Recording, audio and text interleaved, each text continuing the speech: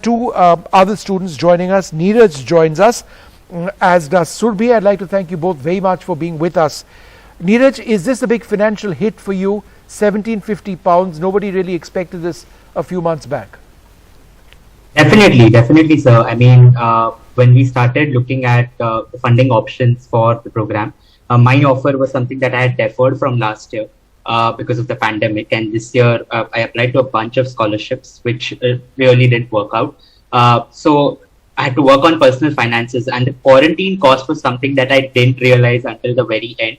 And the cost is something that came as particularly as a surprise to a lot of us, because we thought that the UK government or the university would be subsidizing something like this, especially for students who are not vaccinated. In my personal case, I made sure that both my shots for the Covishield vaccines were covered. In spite of that, we have to quarantine for 10 days, and that's something that's quite shocking, especially because EU and US citizens who enter the UK with the same vaccine do not have the same conditions. Right. So that's something that's particularly shocking. Now, Surabhi, you've come down from Jaipur, I believe, to get your tuberculosis test done. That's mandatory. It's always been the case to get a docket to a vignette, as it's known, to enter the United Kingdom. That's part of the process. And apart from the amount that you might have to spend on this quarantine, Surabhi, there is also a very substantial health surcharge, which is almost a couple of lakhs, which you're also paying, right? And that accounts for COVID. So it's gone up massively, right? Yeah. So again, I think I agree with what the other panelist has said before. When we started looking at UK programs, we did not expect such costs. Even the health surcharge that we are paying is kind of unfair because it does not include a lot of prescription medicines and a lot of basic health needs. In that level, it's very superficial.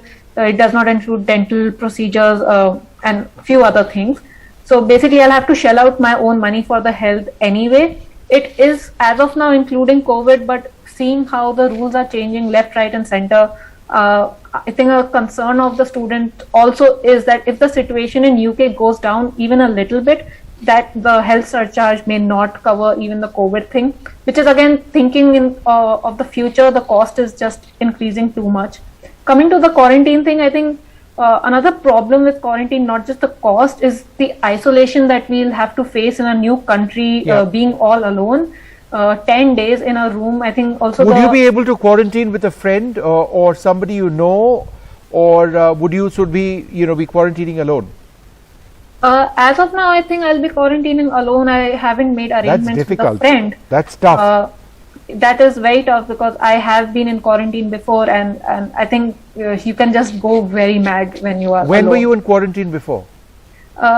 My university had called us, started calling students back in batches, so we had to quarantine in our university, and that got extended because someone got COVID on my floor. So it was for 19 days I was in quarantine. So I know how that feels. That's difficult. Neeraj, would you have a friend that you'd go with, or get hold of a friend and quarantine with them, bring down the costs possibly, and perhaps bring down your boredom as well? So the problem is this, with me personally, because of certain scholarship decisions that were delayed, I started my loan processes and my financial options quite late. My friends and peers who are moving to the UK are moving next month. My process would take additionally a week or so.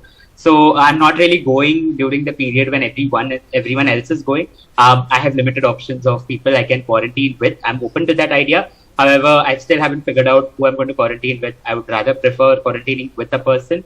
But as I saw the earlier panelists on the show, and I was horrified with the kind of descriptions they were giving about the room. So I thought, it's better to find someone and then quarantine myself for 10 days. Neeraj, it has to be said that she did say that she had 3 pizzas today, so perhaps it wasn't that bad. But apparently there was salad served with some other salad the previous day or something that. Look, I'd like to thank you all very much for being a part of this program.